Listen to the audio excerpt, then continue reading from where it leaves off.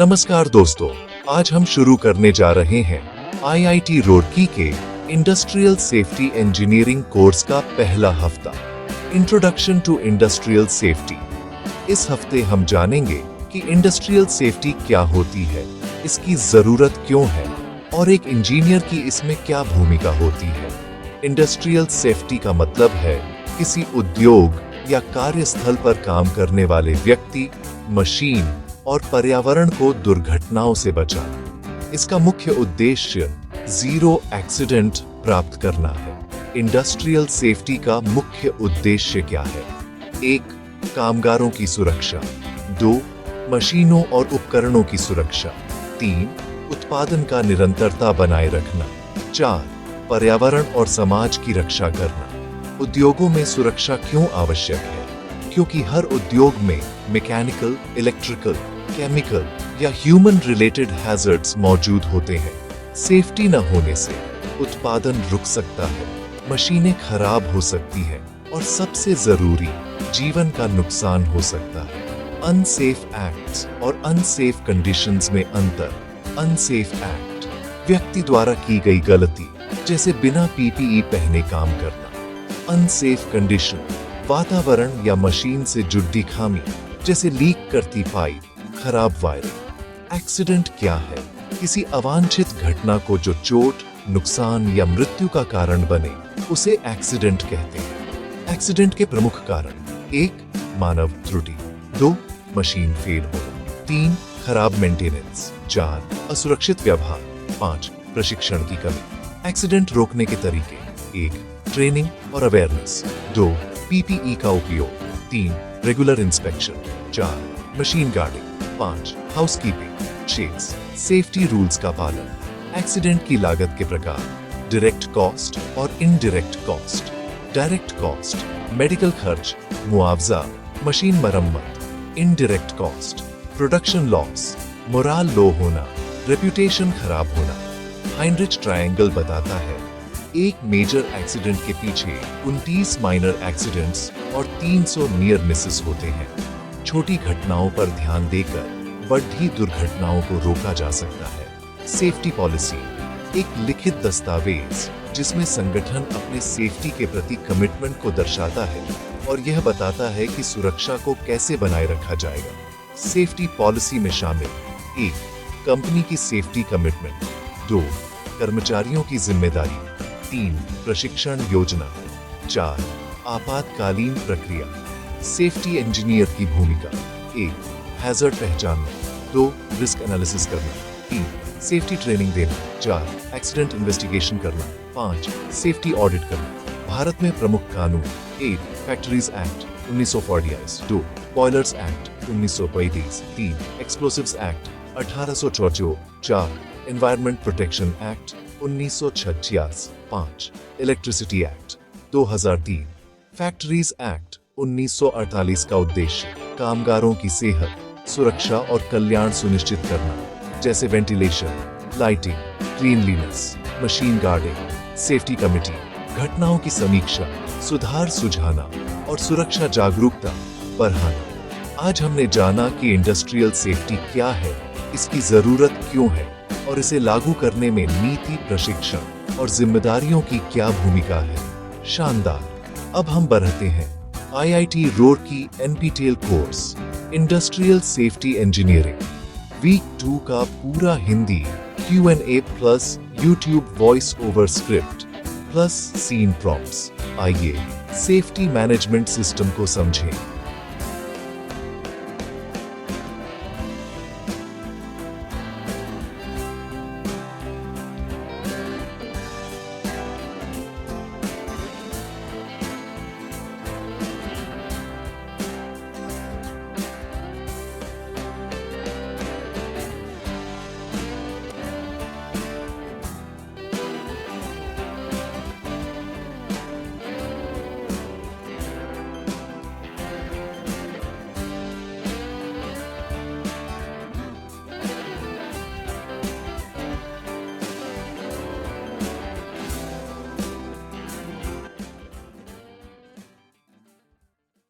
नमस्कार दोस्तों, आज हम इंडस्ट्रियल सेफ्टी इंजीनियरिंग कोर्स के दूसरे हफ्ते सेफ्टी मैनेजमेंट सिस्टम को समझेंगे। इस हफ्ते हम जानेंगे कि एक संगठन में सेफ्टी को कैसे मैनेज और कंट्रोल किया जाता है। सेफ्टी मैनेजमेंट सिस्टम एसएमएस एक संगठित तरीका है जिससे नीति, योजना, क्रियान्वयन और जांच इन सभी गतिविधियों को व्यवस्थित किया जाता है। उद्देश्य एक्सीडेंट को रोकना और रिस्क को नियंत्रित रखना। एसएमएस के 4 मुख्य तत्व: 1 policy, 2 planning, 3 implementation and operation, 4 checking and review, plan, do, check, act. Safety policy क्यों जरूरी है? ये संगठन की सुरक्षा के प्रति प्रतिबद्धता दर्शाती है और बताती है कि सेफ्टी पहली प्राथमिकता है। सेफ्टी प्लानिंग में शामिल: 1 hazard identification, 2 risk assessment, 3 control measures, 4 emergency preparedness plan. Safety organisation structure में भूमिकाएं और जिम्मेदारियां तय की जाती है। सेफ्टी ऑफिसर की जिम्मेदारियां: 1 सेफ्टी ट्रेनिंग, 2 इंस्पेक्शन और audit, 3 accident investigation, 4 safety records. Safety committee घटनाओं की समीक्षा, सुझाव सुनना और सुधार लागू करवाना। सेफ्टी ऑडिट एक सिस्टमैटिक जांच है जो देखती है कि नीतियां, प्रक्रियाएं और व्यवहार सही काम कर रहे हैं या नहीं। ऑडिट के प्रकार: 1 इंटरनल ऑडिट, 2 एक्सटर्नल ऑडिट।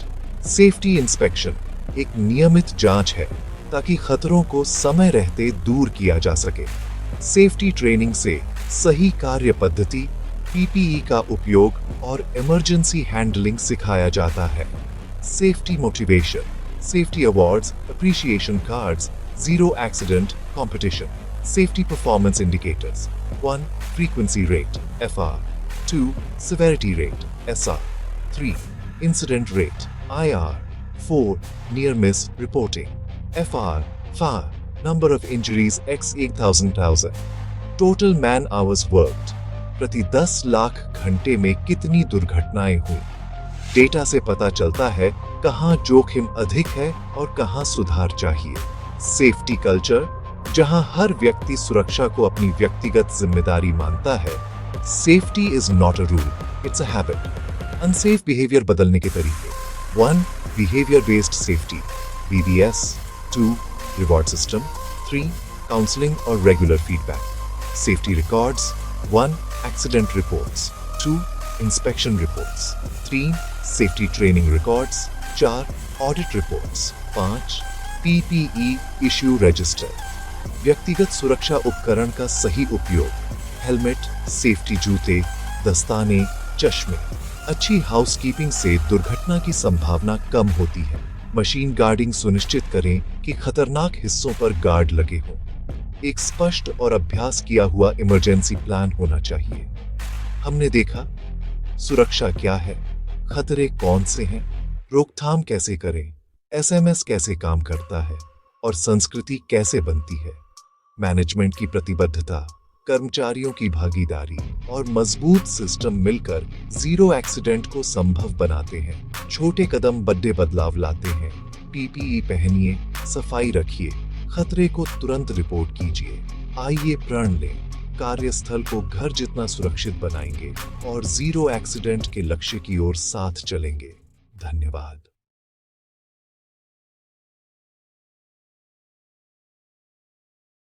नमस्कार दोस्तों, आज हम शुरू करने जा रहे हैं आईआईटी रुड़की के इंडस्ट्रियल सेफ्टी इंजीनियरिंग कोर्स का पहला हफ्ता, introduction to industrial safety.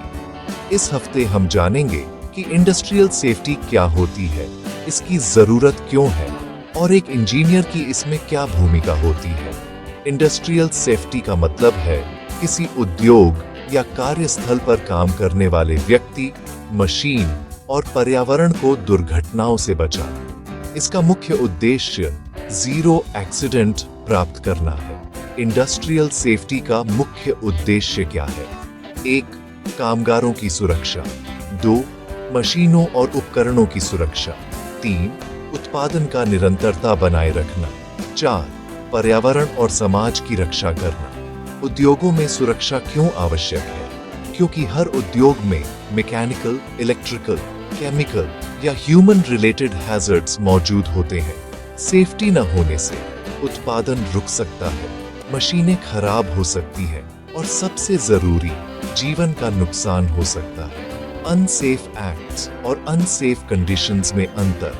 Unsafe act व्यक्ति द्वारा की गई गलती, जैसे बिना पीपीई पहने काम करना। अनसेफ कंडीशन वातावरण या मशीन से जुड़ी खामी, जैसे लीक करती पाइप, खराब वायरिंग। एक्सीडेंट क्या है?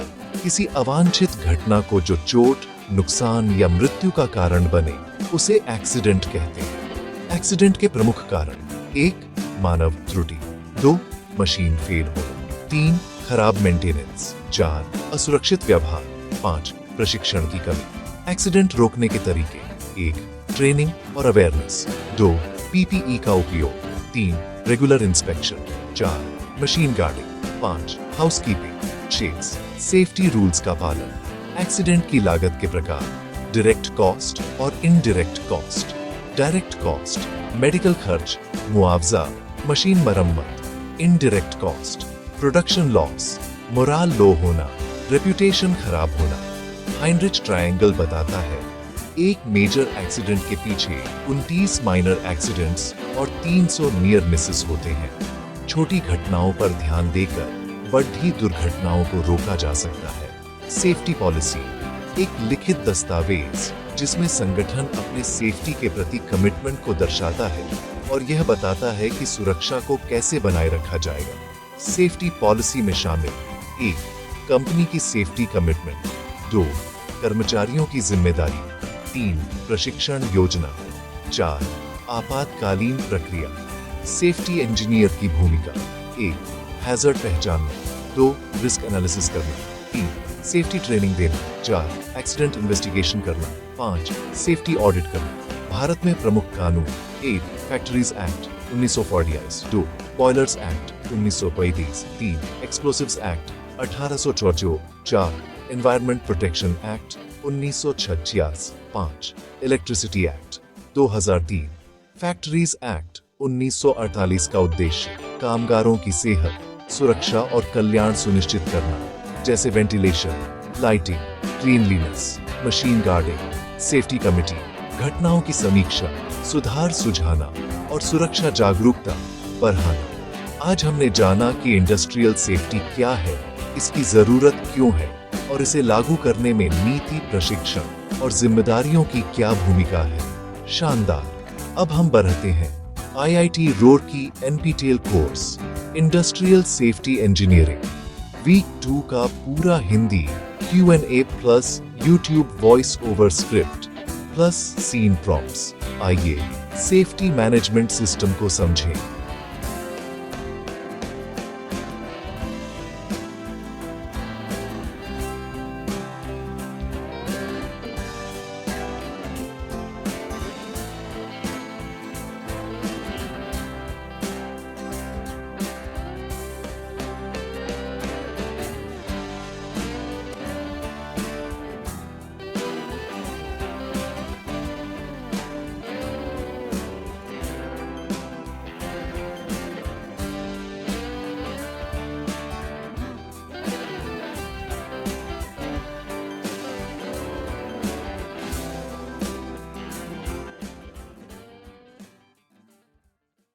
नमस्कार दोस्तों, आज हम इंडस्ट्रियल सेफ्टी इंजीनियरिंग कोर्स के दूसरे हफ्ते सेफ्टी मैनेजमेंट सिस्टम को समझेंगे।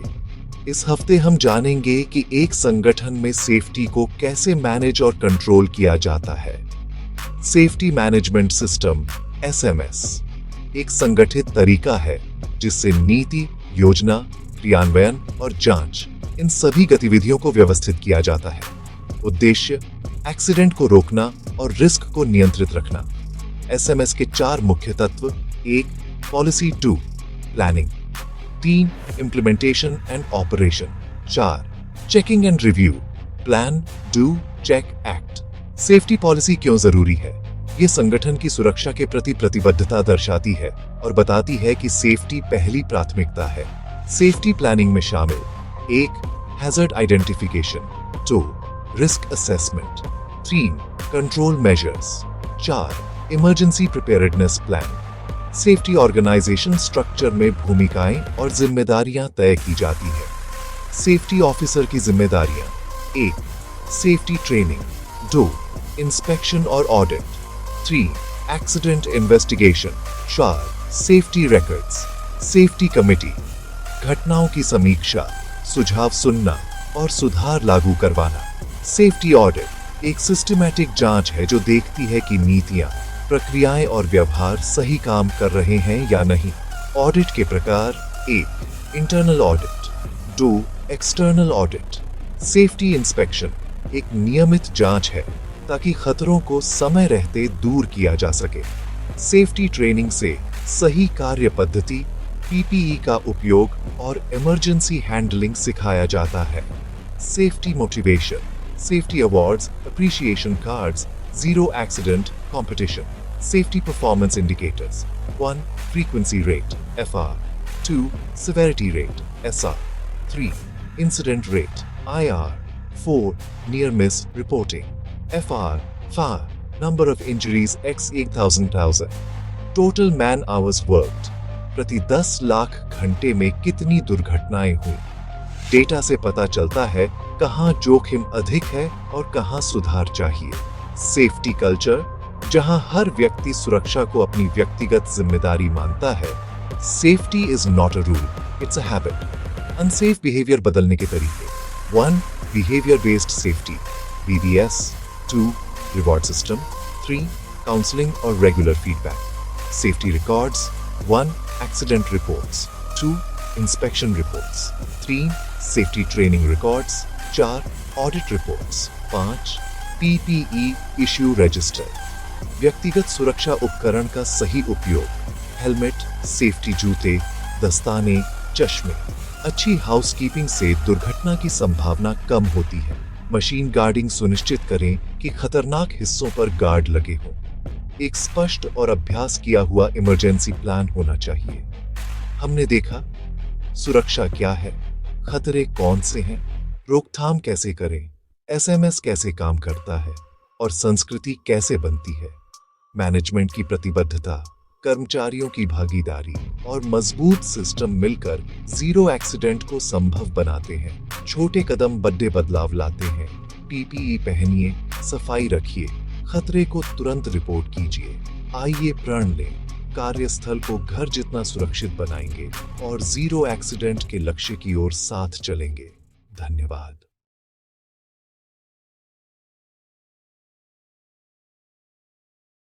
Week 3 safety in mechanical systems पर इस हफ्ते हम सीखेंगे कि कैसे मैकेनिकल मशीन्स और मूविंग पार्ट्स से जुड़े हैजर्ड्स को पहचाना और रोका जाता है।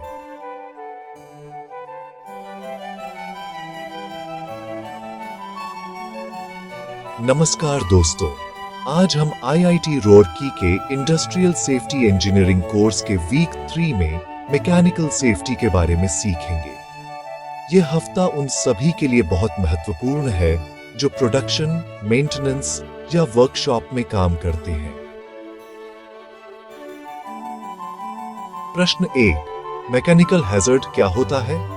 उत्तर: जब किसी मशीन के चलने वाले हिस्से जैसे गियर्स, बेल्ट्स, शाफ्ट्स, ब्लेड्स आदि किसी व्यक्ति के संपर्क में आकर चोट, फंसने या कटने का कारण बने तो उसे मैकेनिकल हैजर्ड कहते हैं। प्रश्न 2, मैकेनिकल हैजर्ड्स के मुख्य प्रकार कौन-कौन से हैं? उत्तर: 1, इंपैक्ट हैजर्ड, किसी मूविंग ऑब्जेक्ट से टकराना। 2, शीयरिंग हैजर्ड, दो पार्ट्स के बीच में कटने का खतरा। 3, क्रशिंग हैजर्ड, किसी भारी वस्तु से दबना। 4, एंटेंगलमेंट हैजर्ड, कपड़े या बाल मशीन में फंसना। 5, ड्रॉइंग इन हैजर्ड, रोलर्स के बीच में हाथ जाना।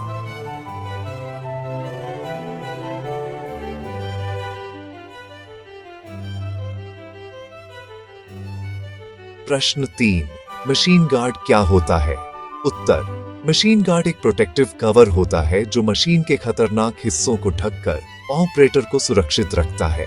प्रश्न 4, मशीन गार्ड के प्रकार बताइए। उत्तर: पेड, फिक्स्ड गार्ड, स्थायी रूप से लगा हुआ, जैसे gear cover. 2, interlocked guard, guard हटाने पर मशीन अपने आप बंद हो जाए। 3. एडजस्टेबल गार्ड, आकार बदला जा सके अलग अलग काम के अनुसार। 4. सेल्फ एडजस्टिंग गार्ड, ऑटोमेटिकली खुलता बंद होता है जैसे सर्कुलर सॉ में।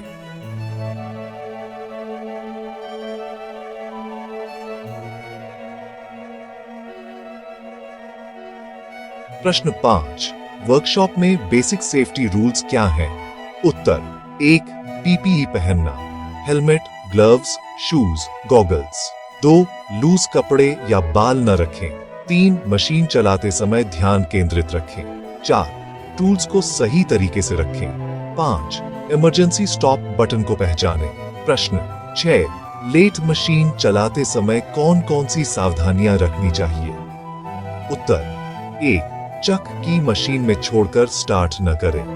2. कटिंग टूल को सही तरीके से क्लैंप करें। 3. वर्कपीस बैलेंस होना चाहिए। 4. आई शील्ड पहने। प्रश्न 7. प्रेस मशीन में कौन कौन से खतरे होते हैं? उत्तर 1. हाथ या उंगली दबने का खतरा। 2. डाई के टूटने का खतरा। 3. Noise exposure. 4. High pressure air का रिस्क। प्रश्न 8. प्रेस मशीन सेफ्टी के लिए कौन से उपाय अपनाए जाते हैं? उत्तर 1. Two hand operation system. 2. Guard या barrier. 3. Emergency stop button. 4. Light curtain system, sensor based protection. प्रश्न 9. मटेरियल हैंडलिंग से जुड़े खतरे क्या हैं? उत्तर 1. लोड गिरना। 2. स्ट्रेन या back injury.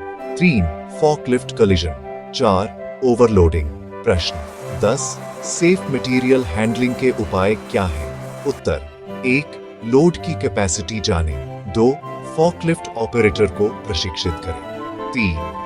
Proper signal system का उपयोग। 4.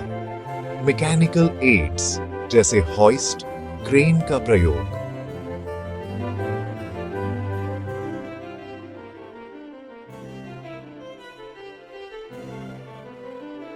प्रश्न 11. मेंटेनेंस काम में कौन कौन से हैजर्ड्स होते हैं? उत्तर 1. Electrical shock. 2.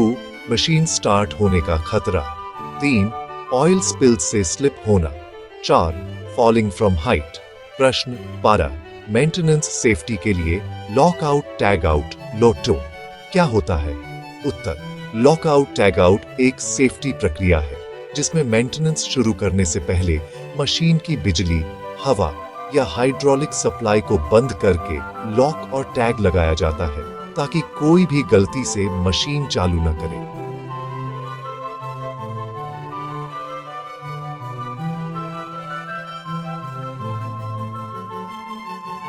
प्रश्न 13. हैंड टूल्स के लिए क्या सावधानियां रखनी चाहिए? उत्तर 1. टूल की हैंडल ठीक होनी चाहिए। 2. सही टूल का उपयोग करें। 3. टूल फेंके नहीं। 4. रेगुलर इंस्पेक्शन करें। प्रश्न 14. पावर टूल सेफ्टी के लिए क्या नियम है? उत्तर 1. अर्थिंग सही होनी चाहिए। 2. डैमेज्ड वायर का प्रयोग न करें। 3. वर्क एरिया साफ रखें। 4. टूल को अनप्लग करके ही ब्लेड बदलें। प्रश्न 15. क्रेन ऑपरेशन में सेफ्टी मेजर्स क्या हैं? उत्तर 1. लोड लिमिट से अधिक न उठाए। 2. सिग्नल पर्सन से कोऑर्डिनेशन रखें। 3. लोड के नीचे न खड़े हो। 4. रेगुलर इंस्पेक्शन करें। प्रश्न 16. हॉइस्ट या पुली सिस्टम का उपयोग करते समय क्या ध्यान रखें? उत्तर 1. हुक और रोप की स्थिति जांचें। 2. लोड सेंटर में बैलेंस रखें। 3. सडन जर्क न दें। प्रश्न 17. मैकेनिकल एक्सीडेंट रोकने के 3 प्रमुख तरीके क्या हैं? उत्तर वॉर, engineering control, guard, interlock, safety design. 2. Administrative control, SOP, training, supervision. 3. PPE, gloves, helmet, goggles आदि। प्रश्न 18. मशीन सेफ्टी ट्रेनिंग से क्या लाभ होता है? उत्तर इससे वर्कर हैजर्ड पहचानना सीखता है, सही टूल का चयन करता है और दुर्घटना की संभावना घट जाती है।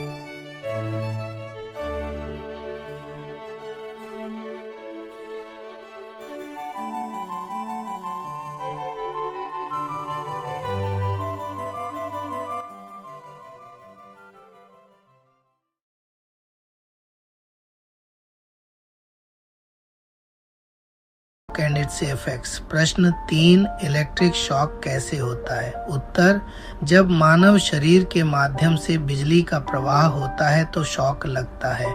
ये तब होता है जब कोई व्यक्ति लाइव वायर या एनर्जाइज पार्ट को छू लेता है। प्रश्न 4, शॉक की सेवेरिटी किन बातों पर निर्भर करती है? उत्तर, 1, करंट की मात्रा एमए में, 2, शरीर में प्रवाह का रास्ता, 3, कांटेक्ट का समय, 4, बॉडी रेजिस्टेंस। प्रश्न 5, शॉक लगने पर सबसे पहले क्या करें? उत्तर, 1, पावर सप्लाई तुरंत बंद करें, 2, इंसुलेटेड वस्तु लकड़ी रबर से व्यक्ति को अलग करें, 3, सीपीआर कार्डियोपल्मोनरी रिससिटेशन दें, 4, तुरंत चिकित्सा सहायता बुलाएं। Topic 3, earthing grounding. प्रश्न 6, अर्थिंग क्या है? उत्तर, अर्थिंग वह प्रक्रिया है जिसमें किसी विद्युत उपकरण के धातु भाग को धरती से जोड़ा जाता है ताकि फॉल्ट होने पर करंट सुरक्षित रूप से जमीन में चला जाए। प्रश्न 7, अर्थिंग के प्रकार बताइए। उत्तर, 1, प्लेट अर्थिंग, जमीन में प्लेट गाड़कर, 2, पाइप अर्थिंग, जीआई पाइप का प्रयोग, 3, रॉड अर्थिंग, कॉपर रॉड से, 4, स्ट्रिप अर्थिंग, स्ट्रिप वायर द्वारा। प्रश्न 8, अर्थिंग के फायदे क्या हैं? उत्तर, 1, शॉक से सुरक्षा, 2, फॉल्ट करंट को सुरक्षित मार्ग देना, 3, उपकरण की सुरक्षा, 4, वोल्टेज स्टेबिलिटी बनाए रखना।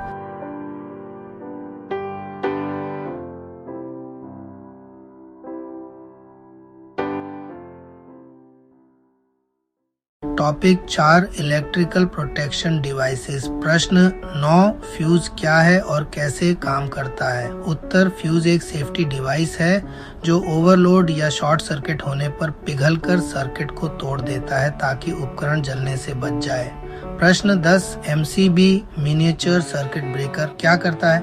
उत्तर, एमसीबी ओवरलोड और शॉर्ट सर्किट दोनों से सुरक्षा प्रदान करता है। यह ट्रिप होकर सप्लाई को तुरंत काट देता है। प्रश्न 11, ईएलसीबी या आरसीसीबी का कार्य क्या है? उत्तर, ELCB earth leakage circuit breaker, RCCB residual current circuit breaker. मानव शरीर से होकर जाने वाले लीकेज करंट का पता लगाकर सप्लाई को तुरंत बंद कर देता है।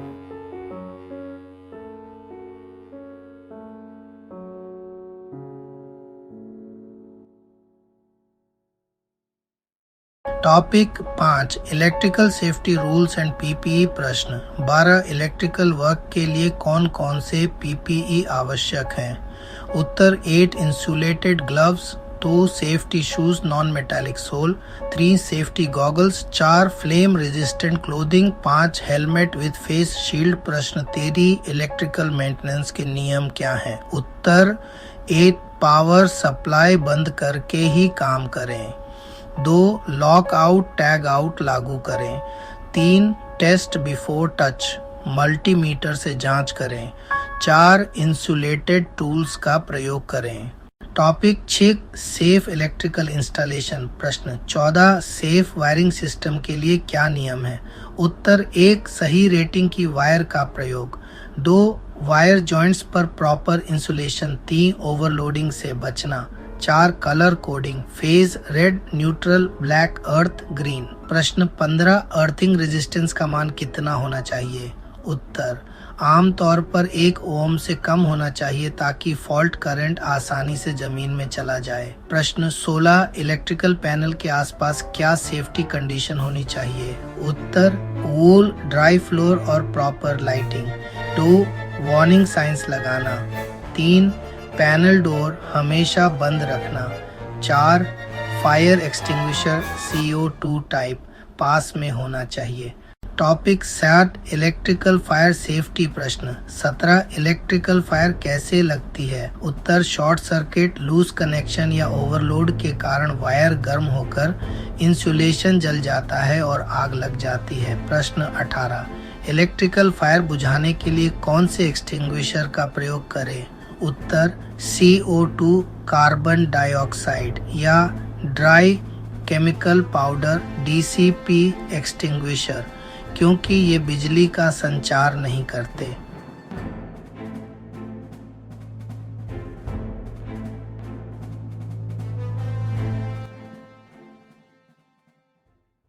Topic 8 high voltage and arc flash safety. प्रश्न 19 आर्क फ्लैश क्या होता है? उत्तर जब हाई वोल्टेज सर्किट में हवा के माध्यम से बिजली डिस्चार्ज होती है तो बहुत तेज रोशनी, गर्मी और आवाज उत्पन्न होती है, इसे आर्क फ्लैश कहते हैं। प्रश्न 20 आर्क फ्लैश से बचाव के तरीके क्या हैं? उत्तर 1 प्रॉपर पीपीई पहने, RC रेटेड सूट। 2 डिस्टेंस बनाए रखें। 3 पैनल डोर बंद रखें। 4 वोल्टेज टेस्ट से पहले इंसुलेशन जांचें।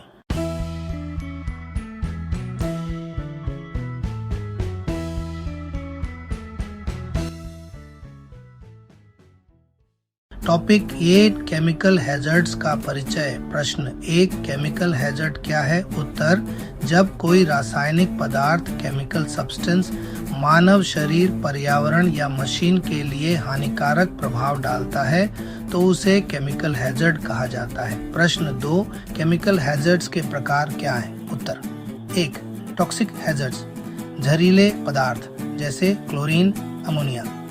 2 फ्लामेबल हैजर्ड्स जल्दी जलने वाले पदार्थ जैसे LPG, बेंजीन। 3 कोरोसिव हैजर्ड्स धातु या त्वचा को गलाने वाले पदार्थ जैसे acid, alkali. 4 reactive harmful and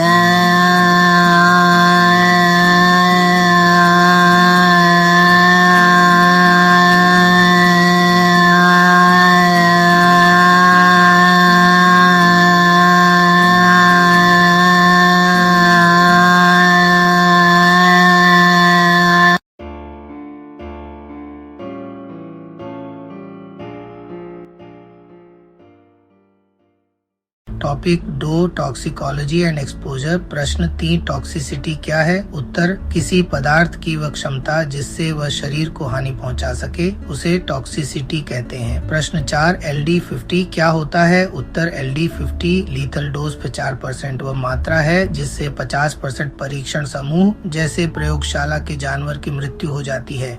यह किसी पदार्थ की विषाक्तता मापने का तरीका है। प्रश्न 5 केमिकल एक्सपोजर के 3 मुख्य रास्ते कौन से हैं? उत्तर 1 इनहेलेशन सांस द्वारा। 2 इंजेक्शन खाने या पीने से। 3 स्किन अब्जॉर्प्शन त्वचा के संपर्क से। Topic 3 storage and handling of chemicals. प्रश्न 6 केमिकल्स को सुरक्षित रूप से कैसे स्टोर किया जाता है? उत्तर 8 कॉम्पैटिबल केमिकल्स को अलग अलग रखें। 2 प्रॉपर वेंटिलेशन रखें। 3 लेबल और MSDS material safety data sheet लगाएं। 4 बंद वॉल्स या कंटेनमेंट एरिया बनाएं। 5 ग्राउंडिंग और बॉन्डिंग से स्टैटिक चार्ज रोकें। प्रश्न 7 MSDS क्या है और इसमें क्या जानकारी होती है? उत्तर MSDS material safety data sheet में किसी केमिकल की पूरी सेफ्टी जानकारी होती है। Composition hazards, first aid measure, storage and handling instructions, disposal methods. Topic 4 chemical process safety. प्रश्न 8 प्रोसेस सेफ्टी क्या है? उत्तर प्रोसेस सेफ्टी का मतलब है केमिकल प्रोसेसेस को इस तरह डिजाइन और ऑपरेट करना कि एक्सप्लोजन, लीक या फायर जैसी घटनाएं न हो। प्रश्न 9 प्रोसेस सेफ्टी मैनेजमेंट PSM के मुख्य तत्व कौन से हैं? उत्तर 1 process information. 2 hazard analysis. 3 operating procedures. 4 training. 5 emergency planning. 6 mechanical integrity. प्रश्न 10 प्रोसेस हैजर्ड एनालिसिस PHA क्या है? उत्तर PHA एक सिस्टमैटिक स्टडी है जिससे प्रोसेस में छिपे हुए हैजर्ड्स को पहचान कर कंट्रोल किया जाता है। इसके सामान्य तरीके हैं HAZOP hazard and operability study, what if analysis, fault tree analysis. Topic 5 chemical reactions and fire explosion. प्रश्न 11 केमिकल एक्सप्लोजन कैसे होता है? उत्तर जब किसी केमिकल रिएक्शन में अचानक बहुत अधिक हीट और गैस उत्पन्न होती है तो एक्सप्लोजन होता है, जैसे अनकंट्रोल्ड एक्सोथर्मिक रिएक्शन। प्रश्न 12 फ्लामेबल रेंज क्या होता है? उत्तर किसी गैस या वाष्प की वह कॉन्सेंट्रेशन सीमा जिसमें वह जल सकती है उसे फ्लामेबल रेंज कहते हैं। ये दो भागों में होती है, लोअर एक्सप्लोसिव लिमिट LEL, अपर एक्सप्लोसिव लिमिट UEL। प्रश्न 13, ब्लीव क्या होता है? उत्तर, ब्लीव का मतलब है boiling, liquid, expanding, vapour, explosion. जब कोई प्रेशराइज्ड लिक्विड टैंक गर्म होकर फट जाता है तो उसमें भाप फैलती है और विस्फोट होता है, जैसे LPG टैंक फटना। Topic 6, ventilation and gas detection. प्रश्न 14, वेंटिलेशन क्यों जरूरी है? उत्तर, वेंटिलेशन से टॉक्सिक या फ्लामेबल गैसेस का कॉन्सेंट्रेशन कम होता है और ताजी हवा का प्रवाह बना रहता है। प्रश्न 15, गैस लीक डिटेक्ट करने के कौन कौन से तरीके हैं? उत्तर, वेट fix gas detectors, sensor gas status based, 2 portable gas detectors, 3 flame ionisation detectors, चोर्स, leak test with soap solution.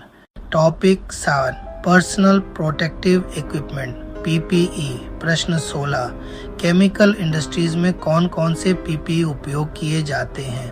Uttar, 1 chemical resistant gloves, 2 face shield and goggles, 3 full body PVC suit, 4 respirator या gas mask, 5 safety boots.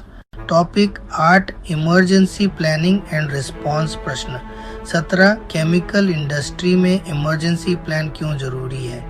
उत्तर, क्योंकि toxic gas leak, explosion या fire जैसी घटनाओं में तुरंत कार्रवाई जरूरी होती है ताकि जान माल का नुकसान कम हो सके। प्रश्न 18, इमरजेंसी रिस्पांस टीम की जिम्मेदारियां क्या हैं?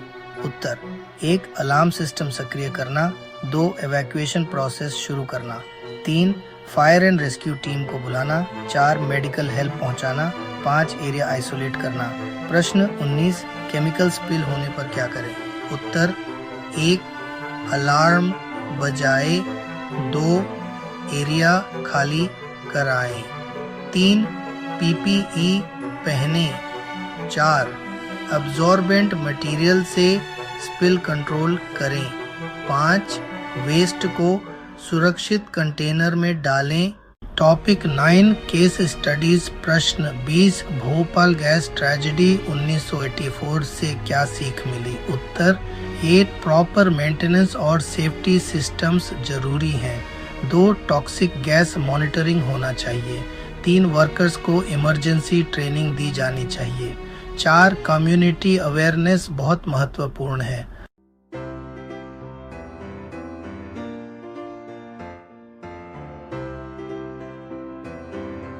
तो दोस्तों, ये था इंडस्ट्रियल सेफ्टी इंजीनियरिंग कोर्स का week 5 safety in chemical industries. अगले हफ्ते हम सीखेंगे safety in construction and material handling, जहां हम क्रेन्स, स्कैफोल्डिंग और लिफ्टिंग ऑपरेशंस की सुरक्षा समझेंगे। दोस्तों, आज हम बात करेंगे इंडस्ट्रियल सेफ्टी इंजीनियरिंग के वीक 6 की, जहां हम कंस्ट्रक्शन साइट पर सेफ्टी और मटेरियल हैंडलिंग की तकनीक को समझेंगे, क्योंकि हर ईंट, हर बीम के पीछे छुपी होती है एक जिम्मेदारी, zero accident goal. Topic 1, construction hazards.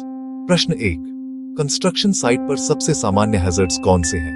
Uttar, 1 fall from height, ऊंचाई से गिरना, 2 इलेक्ट्रोक्यूशन, विद्युत झटका, 3 स्ट्रक बाय ऑब्जेक्ट, ऊपर से वस्तु गिरना, 4 कोलैप्स ऑफ एक्सकवेशन, खाई धंसना, 5 फायर या explosion, 6 equipment failure scene, prompt worker scaffolding पर काम कर रहा है, अचानक बैलेंस बिगड़ता है, सेफ्टी हार्नेस बचा लेता है।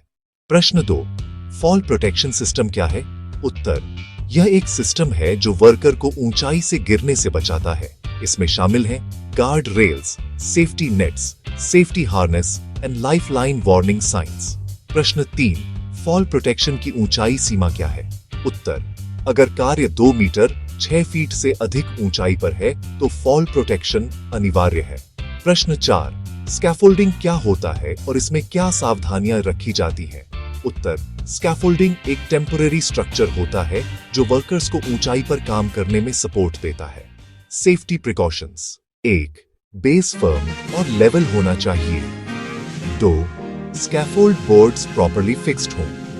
3. गार्ड रेल और टो बोर्ड लगाना जरूरी है। 4. ओवरलोडिंग न करें। यहाँ सही और गलत स्कैफोल्डिंग का कंपैरिजन है। दाईं ओर गार्ड रेल्स, बाईं ओर मिसिंग बोर्ड्स। प्रश्न 5. एक्सकेवेशन हैजर्ड्स क्या है? उत्तर 8. Soil collapse. 2. Falling materials. 3. Toxic gases. 4. Water accumulation. 5. Vehicle movement risk. प्रश्न 6. एक्सकेवेशन में सेफ्टी सुनिश्चित करने के उपाय क्या है? उत्तर 8. प्रोटेक्टिव शोरिंग या स्लोपिंग करें। 2. एंट्री पॉइंट पर बैरिकेड लगाएं। 3. एटमॉस्फेयर गैस चेक करें। 4. वाटर पंप से पानी हटाएं। 5. एक्सकवेशन साइट पर सेफ्टी सुपरवाइजर रखें। प्रश्न 7. कंस्ट्रक्शन साइट पर इलेक्ट्रिकल सेफ्टी क्यों आवश्यक है? उत्तर क्योंकि ओपन वायर्स, वेट एरियाज और टेम्परेरी वायरिंग की वजह से शॉक का खतरा बढ़ जाता है। प्रश्न 8. इलेक्ट्रिकल सेफ्टी के नियम क्या हैं? उत्तर वेट, ELCB, earth leakage circuit breaker लगाए। 2. प्रॉपर अर्थिंग करें। 3. वाटर से दूर वायरिंग करें। 4. टूल्स का इंसुलेशन चेक करें। 5. PPE जैसे रबर ग्लव्स और बूट्स का प्रयोग करें। प्रश्न 9. मटेरियल हैंडलिंग में मुख्य इक्विपमेंट कौन से हैं? उत्तर 1. क्रेन्स। 2. हॉइस्ट्स। 3. फोर्कलिफ्ट्स। 4. कन्वेयर्स। 5. चेन पुली ब्लॉक। प्रश्न 10. लिफ्टिंग ऑपरेशन में सेफ्टी रूल्स क्या हैं? उत्तर 8. लोड कैपेसिटी एक्सीड न करें। 2. लिफ्टिंग गियर इंस्पेक्ट करें। 3. स्लिंग सही एंगल पर लगाएं। 4. टैगलाइन यूज करें। 5. एरिया में अनऑथोराइज्ड एंट्री रोकें। प्रश्न 11. क्रेन सेफ्टी के मुख्य पॉइंट्स क्या हैं? उत्तर 1. क्रेन ऑपरेटर ट्रेन्ड होना चाहिए। 2. लोड चार्ट फॉलो करें। 3. ओवरहेड पावर लाइन से दूरी रखें। 4. सिग्नल मैन होना चाहिए। 5. ग्राउंड स्टेबल होना चाहिए। प्रश्न 12. मैनुअल हैंडलिंग में चोटें क्यों होती हैं? उत्तर क्योंकि वर्कर गलत पोस्चर में हैवी लोड उठाता है, जिससे बैक इंजरी और मसल स्ट्रेन हो सकता है। प्रश्न 13. मैनुअल लोड हैंडलिंग के नियम क्या हैं? उत्तर 1. लोड को बॉडी के करीब रखें। 2. घुटनों से झुकें, कमर से नहीं। 3. अचानक ट्विस्ट न करें। 4. टीम लिफ्टिंग करें। 5. रेस्ट ब्रेक्स लें। प्रश्न 14. हाउसकीपिंग का क्या महत्व है? उत्तर साफ सुथरी और व्यवस्थित साइट दुर्घटनाओं को रोकती है, जैसे गिरना, फिसलना और ठोकर लगना। प्रश्न 15. कंस्ट्रक्शन साइट पर अच्छा हाउसकीपिंग कैसे रखा जाए? उत्तर वॉक, टूल्स और मटेरियल्स डेजिग्नेटेड जगह पर रखें। 2. वॉकवेज साफ रखें। 3. वेस्ट रेगुलरली हटाएं। 4. साइन बोर्ड्स और लाइटिंग लगाएं। प्रश्न 16. कंस्ट्रक्शन साइट पर कौन कौन से PPE आवश्यक हैं? उत्तर 8. Safety helmet. 2. Safety shoes. 3. Reflective jacket. 4. Safety harness. Height work. 5. Gloves और goggles. Helmet, shoes, gloves, jacket. प्रश्न 17. कंस्ट्रक्शन साइट पर आग लगने के मुख्य कारण क्या हैं? उत्तर A. Welding sparks. 2. Short circuit. 3. Flammable material storage. 4. Smoking. 5. LPG leakage. प्रश्न 18. फायर प्रिवेंशन के उपाय क्या हैं? उत्तर 1. फायर एक्सटिंग्विशर्स रखें। 2. वेल्डिंग एरिया में फायर वॉच रखें। 3. LPG सिलेंडर्स अपराइट रखें। 4. स्मोकिंग जोन अलग रखें। 5. इमरजेंसी एग्जिट रास्ते साफ रखें। प्रश्न 19. कंस्ट्रक्शन सेफ्टी ऑफिसर की भूमिका क्या है? उत्तर 1. साइट इंस्पेक्शन करना। 2. टूल बॉक्स स्टॉक देना। 3. PPE यूसेज मॉनिटर करना। 4. एक्सीडेंट रिपोर्ट बनाना। 5. सेफ्टी रिकॉर्ड्स मेंटेन करना। प्रश्न 20. टूल बॉक्स स्टॉक क्या होता है? उत्तर टूल बॉक्स स्टॉक एक छोटी सेफ्टी मीटिंग होती है जो रोज काम शुरू करने से पहले दी जाती है, ताकि वर्कर्स को हैजर्ड्स और प्रिकॉशंस याद रहें। Supervisor, today's safety topic, fall protection. Scene 9. Ending. Construction site with safety first banner. Waving settings. Use appropriate media. The language should be Hindi. Add subtitles with the yellow comic box style. Use a male voice for the narrator. Use Lalit as watermark text. Don't use iStock. Use YouTube audio library only.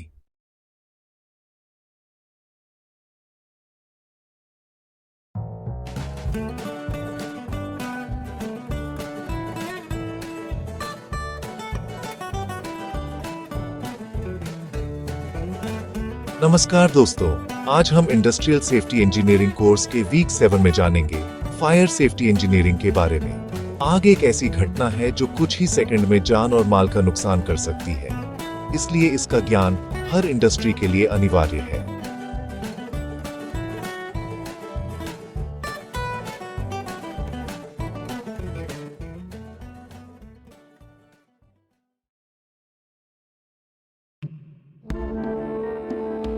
प्रश्न 1, fire triangle क्या है? उत्तर, आग लगने के लिए 3 चीजों की आवश्यकता होती है। 1, फ्यूल, ईंधन।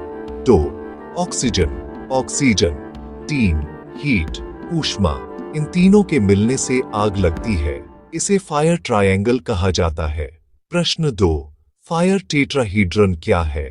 उत्तर, फायर ट्रायंगल में एक और तत्व जोड़ने से फायर टेट्राहेड्रॉन बनता है।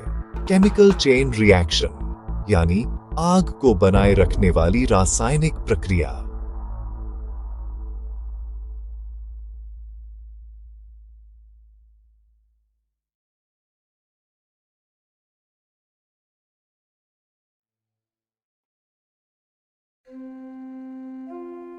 प्रश्न 3, फायर के कितने प्रकार क्लासेस होते हैं?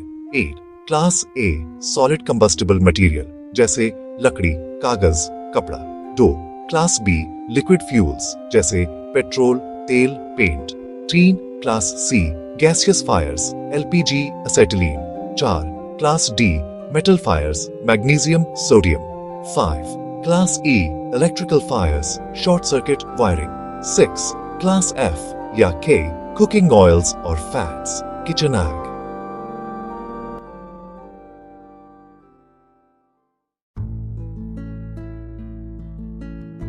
प्रश्न 4, आग बुझाने के 3 मुख्य सिद्धांत क्या हैं? 1, कूलिंग, ठंडा करना, हीट हटाना जैसे पानी से। 2, स्मॉदरिंग, ढकना, ऑक्सीजन हटाना, फोम या CO2 से। 3, स्टारवेशन, फ्यूल हटाना, फ्यूल का प्रवाह रोकना। प्रश्न 5, फायर एक्सटिंग्विशिंग एजेंट्स कौन कौन से होते हैं? 1, water. 2, foam. 3, dry chemical powder, DCP। 4, carbon dioxide, CO2। 5, clean agent gases, FM200, halotron. 6, sand, metal fires में। प्रश्न 6, फायर एक्सटिंग्विशर क्या है? यह एक पोर्टेबल उपकरण है जिसमें एक्सटिंग्विशिंग एजेंट भरा होता है जो आग को तुरंत नियंत्रित करने में मदद करता है। प्रश्न 7, फायर एक्सटिंग्विशर के प्रकार और उनका उपयोग बताइए। Water type, class A, water. Foam type, class A and B, foam। CO2 type, class B and E, carbon dioxide। DCP type, class B, C, E, dry chemical powder। Metal type, class D, special powder। प्रश्न 8, fire extinguisher का colour code क्या होता है? उत्तर, red body, मुख्य colour, सभी के लिए band colour बताता है। Type, blue band, DCP, black band, CO2, cream band, foam, red band, water, yellow band, clean agent.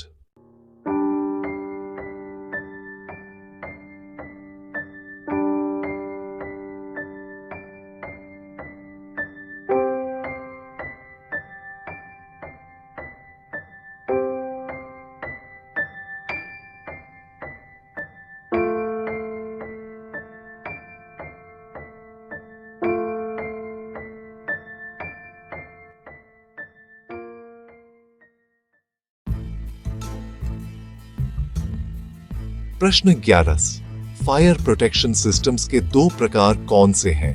उत्तर, 1, एक्टिव सिस्टम, आग बुझाने वाले system, sprinkler, extinguisher, hydrant. 2, passive system, आग फैलने से रोकने वाले system, fire wall, fire door, insulation. प्रश्न 12, sprinkler system कैसे काम करता है? उत्तर, स्प्रिंकलर हेड के अंदर ग्लास बल्ब में एक लिक्विड भरा होता है। जब तापमान बढ़ता है तो बल्ब फटता है और पानी आग पर गिरता है। प्रश्न 13, फायर प्रिवेंशन के कुछ सामान्य उपाय बताइए। उत्तर 1, स्मोकिंग जोन अलग रखें। 2, इलेक्ट्रिकल वायरिंग नियमित जांचें। 3, फ्लामेबल मटेरियल्स को सीमित रखें। 4, फायर एग्जिट साफ रखें। 5, फायर ड्रिल्स कराएं। प्रश्न 14, फायर लोड क्या होता है?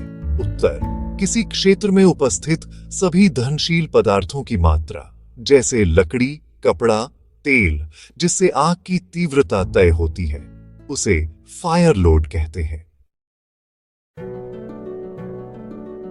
प्रश्न 15, फायर इमरजेंसी प्लान के मुख्य स्टेप्स क्या हैं? उत्तर 1, अलार्म बजाना। 2, पावर सप्लाई बंद करना। 3, एरिया इवैक्यूएट करना। 4, फायर ब्रिगेड को सूचना देना। 5, असेंबली पॉइंट पर पहुंचना। प्रश्न 16, इवैक्यूएशन ड्रिल क्या है? इवैक्यूएशन ड्रिल एक मॉक प्रैक्टिस होती है जिसमें सभी कर्मचारियों को आग लगने पर सुरक्षित बाहर निकलने की प्रक्रिया सिखाई जाती है। प्रश्न 17, फायर सेफ्टी साइंस के रंग कोड क्या है? उत्तर, लाल danger, fire equipment, fire extinguisher, alarm. पीला caution, warning, high voltage, flammable area.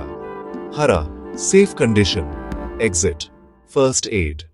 नीला mandatory instruction, wear helmet, use PPE. प्रश्न 18, किसी इंडस्ट्रियल फायर एक्सीडेंट से क्या सीख मिलती है? पेन, फायर एग्जिट्स हमेशा खुली होनी चाहिए। 2, ओवरलोडिंग और इलीगल वायरिंग खतरनाक है। 3, एक्सटिंग्विशर्स का मेंटेनेंस नियमित होना चाहिए। 4, फायर ड्रिल नियमित कराना जरूरी है।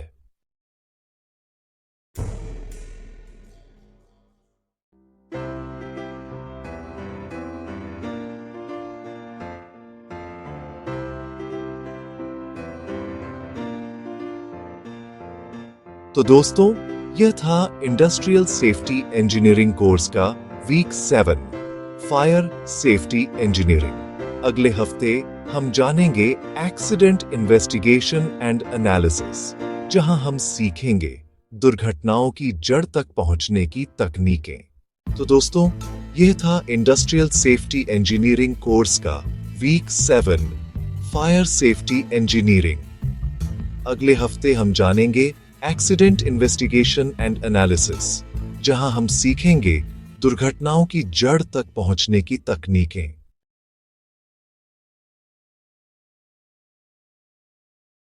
Make only 4 minutes video. यह हफ्ता बेहद महत्वपूर्ण है क्योंकि इसमें हम सीखेंगे कैसे किसी दुर्घटना, एक्सीडेंट का इन्वेस्टिगेशन, जांच किया जाता है और उसकी जड़, रूट कॉज तक पहुंचा जाता है, ताकि भविष्य में वही गलती ना दोहराई जाए। Week 8, accident investigation and analysis, YouTube voice over script, training style in Hindi. Scene 1, factory floor visuals, accident spot covered, safety officers inspecting. Voice over. नमस्कार दोस्तों, आज हम इंडस्ट्रियल सेफ्टी इंजीनियरिंग कोर्स के वीक 8 में बात करेंगे एक्सीडेंट इन्वेस्टिगेशन एंड एनालिसिस की। दुर्घटना केवल एक घटना नहीं होती, यह एक सीख होती है जो हमें भविष्य में होने वाले हादसों से बचाती है। टॉपिक 1, एक्सीडेंट और इंसिडेंट का अंतर। प्रश्न 1, एक्सीडेंट क्या है?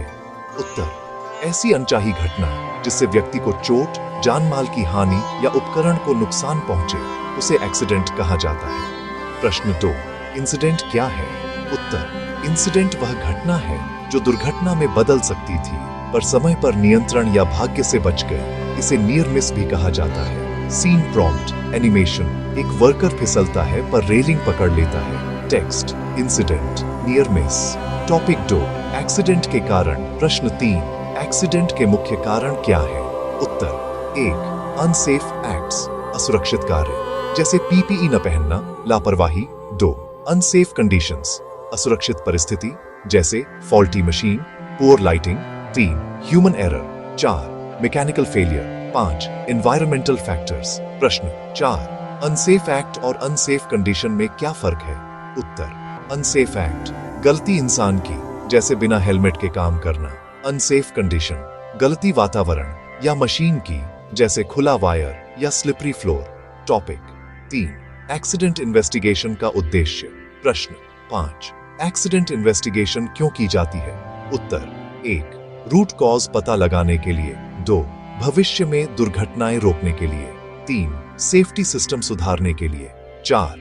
इंश्योरेंस और लीगल रिक्वायरमेंट्स पूरी करने के लिए। प्रश्न 6. इन्वेस्टिगेशन का उद्देश्य किसे दोष देना नहीं, बल्कि क्यों हुआ ढूंढना होता है। यह कथन क्यों महत्वपूर्ण है? उत्तर: क्योंकि सेफ्टी कल्चर का मतलब दोष ढूंढना नहीं, बल्कि सुधार लाना है। अगर लोग डरेंगे तो सच्ची जानकारी छिपाएंगे और असली कारण सामने नहीं आएगा। Tell me what happened, not whose fault it is. Topic 4. Accident investigation के स्टेप्स। प्रश्न 7. एक्सीडेंट इन्वेस्टिगेशन के मुख्य चरण क्या है? उत्तर: 1. सूचना प्राप्त करना, नोटिफिकेशन। 2. साइट सुरक्षित करना, सिक्योरिंग द सीन। 3. फैक्ट इकट्ठा करना, कलेक्टिंग एविडेंस। 4. साक्ष्य का विश्लेषण, एनालाइजिंग। 5. रूट कॉज पहचानना। 6. करेक्टिव एक्शन तय करना। 7. रिपोर्ट बनाना, रिपोर्टिंग। प्रश्न 8. एक्सीडेंट साइट को सिक्योर क्यों किया जाता है? उत्तर: ताकि कोई साक्ष्य, एविडेंस न खो जाए और नई दुर्घटना न हो। साइट को बैरिकेड करके केवल ऑथराइज्ड व्यक्ति को प्रवेश दिया जाता है। C. Prompt: site cordoned with yellow tape. Do not enter, investigation in progress. Topic 5. Data collection techniques. प्रश्न 9. एक्सीडेंट इन्वेस्टिगेशन में डेटा कैसे इकट्ठा किया जाता है? उत्तर: 1. इंटरव्यू, गवाहों और वर्कर्स से बात। 2. फोटोग्राफ्स, घटना स्थल के फोटो। 3. स्केच, डायग्राम, घटना का नक्शा। 4. Records, maintenance logs, training records. 5. Physical evidence, टूटे हुए टूल्स, इक्विपमेंट। प्रश्न 10. इंटरव्यू के दौरान किन बातों का ध्यान रखना चाहिए? उत्तर: 1. शांत वातावरण में बात करें। 2. आरोप न लगाएं। 3. साक्ष्य छुपाने पर दबाव न डालें। 4. क्या हुआ पूछें, क्यों किया नहीं। 5. नोट्स और सिग्नेचर्स लें। टॉपिक 6. Accident analysis tools. प्रश्न 11. एक्सीडेंट एनालिसिस के प्रमुख टूल्स कौन से हैं? उत्तर: 8. YY analysis. 2. Fishbone diagram, Ishikawa. 3. Fault tree analysis, FTA। 4. Event tree analysis, ETA। 5. Root cause analysis, RCA। प्रश्न 12. YY एनालिसिस क्या है? उत्तर: यह एक सरल तरीका है जिसमें क्यों सवाल कई बार पूछकर असली कारण तक पहुंचा जाता है। उदाहरण: वर्कर गिर गया, क्यों? प्लेटफॉर्म टूटा, क्यों? ओवरलोडेड था, क्यों? डिजाइन ठीक नहीं था। प्रश्न 13. फिशबोन डायग्राम में मुख्य 4 M क्या है? उत्तर: 1. मैन, मानव कारक। 2. मशीन, मशीन संबंधी। 3. मेथड, कार्य प्रक्रिया। 4. मटेरियल, सामग्री संबंधी। Scene, prompt, fishbone diagram animation. 4 शाखाएं, मैन, मशीन, मेथड, मटेरियल दिखती है। Topic 7. Root cause analysis, RCA। प्रश्न 14. रूट कॉज एनालिसिस क्या है? उत्तर: यह एक स्ट्रक्चर्ड प्रोसेस है जिससे किसी घटना का मूल कारण, रूट कॉज, निकाला जाता है ताकि उसे दोबारा होने से रोका जा सके। प्रश्न 15. RCA में 3 प्रकार के कारण होते हैं। उत्तर: 1. फिजिकल कॉज, मशीन या पार्ट की विफलता। 2. ह्यूमन कॉज, गलत निर्णय या लापरवाही। 3. सिस्टम कॉज, प्रबंधन या नीति की कमी। Topic 8. Reporting and corrective actions. प्रश्न 16. एक्सीडेंट रिपोर्ट में क्या क्या शामिल होता है? उत्तर: 1. तारीख, समय और स्थान। 2. घटना का विवरण। 3. गवाहों की सूची। 4. कारण और विश्लेषण। 5. करेक्टिव और प्रिवेंटिव एक्शंस। 6. फोटो या स्केच, साफ, सिग्नेचर ऑफ इन्वेस्टिगेटर। प्रश्न 17. करेक्टिव एक्शन और प्रिवेंटिव एक्शन में क्या फर्क है? उत्तर: करेक्टिव एक्शन, हुई गलती को सुधारना। प्रिवेंटिव एक्शन, भविष्य में गलती न हो इसके उपाय करना। C. Prompt, text overlay animation. Corrective, fix the problem. Preventive, stop it from repeating. Topic 9. Learning from accidents. प्रश्न 18. एक्सीडेंट से क्या सीख मिलती है? उत्तर: हर दुर्घटना एक चेतावनी होती है।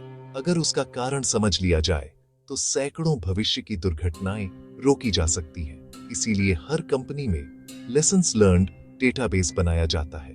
प्रश्न 19, नियर मिस रिपोर्टिंग क्यों जरूरी है? उत्तर, क्योंकि यह बिना नुकसान के सिग्नल देता है कि सिस्टम में कमी है। अगर उसे नजरअंदाज किया गया तो अगली बार असली दुर्घटना हो सकती है। Topic 10, case study, boiler explosion. प्रश्न 20, बॉयलर एक्सप्लोजन के केस से क्या सबक मिला? उत्तर, कि रेगुलर मेंटेनेंस बहुत जरूरी है। 2, प्रेशर रिलीफ वाल्व ठीक होना चाहिए। 3, ऑपरेटर को ट्रेनिंग होनी चाहिए। 4, मॉनिटरिंग इंस्ट्रूमेंट्स रिलायबल होने चाहिए। Scene prompt, boiler room animation, safety valve jam होने से explosion, text overlay, lesson, maintain pressure safety devices. Scene 9, ending, team meeting room, safety officers reviewing report.